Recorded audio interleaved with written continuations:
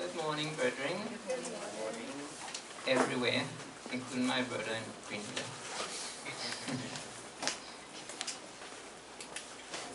Brethren, there is a well-known psalm many of us are familiar with, and some can even, as they say, quote or recite it by heart. I am referring to Psalms 23. Now David, the writer of this psalm, made some very positive and comforting statements, which we all would like to lay claim to and identify with. But in my message this morning, I would like to just focus on one of these statements, and that is the latter part of verses 5 of Psalm 23. Reading from the New King James Version, it says, "You prepare a table before me in the presence of my enemies. You anoint my head with oil, my cup runs over." So, brethren, the question is, runs over with what? By the way, if anyone would like to get a title for this message, I was kind of deliberating about it, what you can put. Psalm 23, 5. Well, as we are taught, these are symbolic languages that speaks of something that was occurring in the life of David, which can also be occurring in our life as well. Now the question, what could my cup run over with? Or what could it mean or symbolize? Well, some may reply that it means favor or blessings. But being a little more specific, what would one consider as favor or blessings? Well, brethren, whatever David was experiencing was a result of what the Almighty had done in his life and was doing. Something that he was given in such abundance that it was overflowing and running over in excess. So can we identify with David and his statements when we read, quote, or sing this psalm? Does our cup run over, and with what? First, we need to always consider the why and be conscious that anything our Creator gives us is with a purpose, and we are held responsible to use it in such a way that was intended, which is to bring honor and esteem to His name by reflecting His character and using what we have to benefit the lives of others, especially when we are given something in abundance. It places an even more and a greater responsibility upon us not to be misused, abused, wasted, or to be totally consumed on self and selfish indulgences, as is the case with how this world deals with excess or abundance of anything. So what about us, brethren? Is what was occurring in David's life also occurring in ours? And are we using it as we are expected to. What's in our cup that is running over? Is it a lot of spare time, which if used in the right way can be a great asset?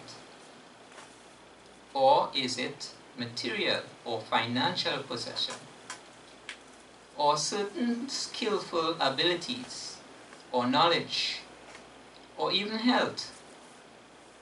As the saying goes, your health is your wealth.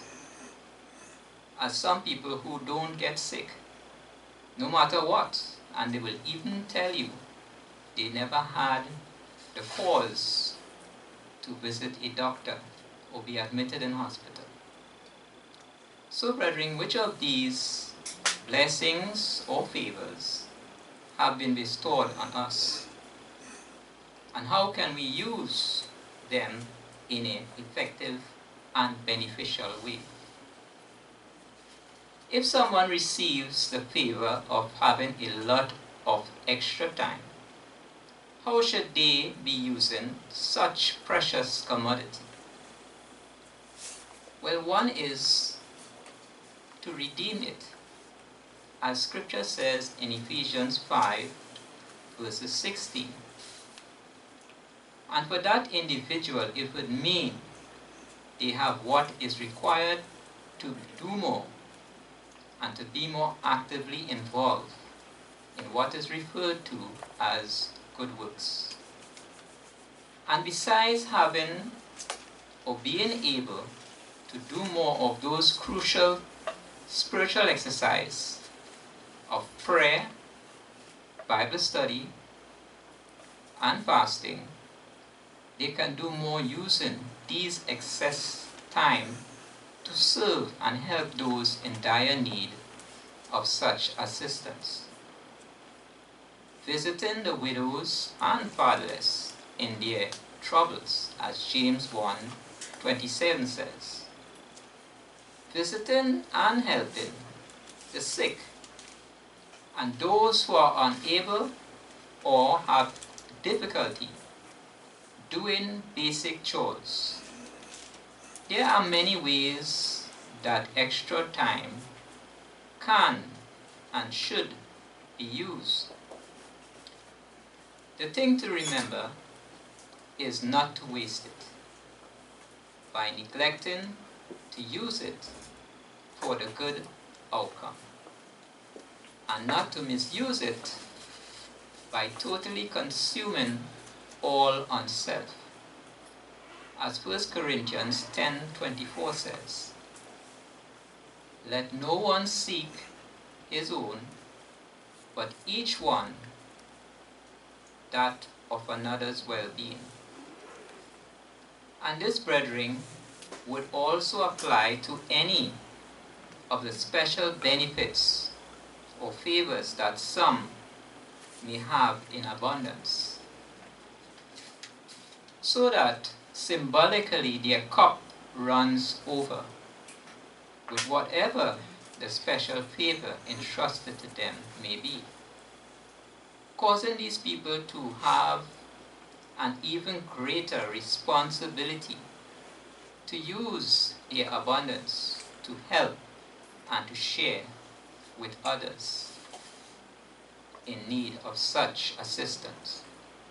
For in Luke 12:48 it says, to whom much is given, much will be required, and to whom much has been committed, of him they will ask the more. Unless anyone should begin thinking they are exempted because they don't have much, that their cup is not even half full, the reply to that is in Luke 16:10. He who is faithful in what is least is faithful also in much, and he who is unjust in what is least is unjust also in much. So we see, brethren, in this verse, it is that no one can make any excuse. Once we are not restricted and have been given favor to be able to serve, we are obligated and expected to do something significant with what we have been given to benefit another or others and bring honor and esteem to the great name of our Father in heaven.